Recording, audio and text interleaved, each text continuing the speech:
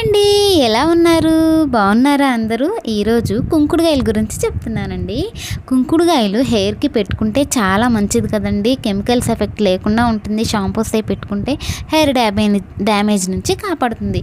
అలాగే మందారాకులు పువ్వులు పేస్ట్ చేసుకుని చక్కగా కుంకుడుగాయలతో స్నానం చేసినా చాలా బాగుంటుంది. అలాగే లేకుంటే కుంకుడుగాయ వాటర్లో మందారాకులు పువ్వులు వేసి చక్కగా బాగా స్నానంకి వెళ్ళే ముందు మంచిగా పిండేసేసి హెడ్ బాత్ చేసినా చాలా బాగుంటుంది. మీ ఇష్టం, మీకు ఏది మీ హెయిర్కి బాగుంటుందో. మెంతులు కర్డ్ కూడా చాలా బాగుంటుందండి.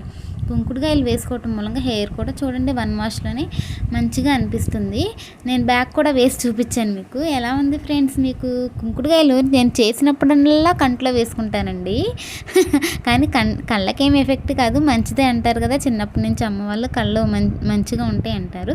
ఓకే ఫ్రెండ్స్, మీకు ఈ వీడియో నచ్చినట్లయితే లైక్ చేసి షేర్ చేసి సబ్స్క్రైబ్ చేసుకోండి. బాబా.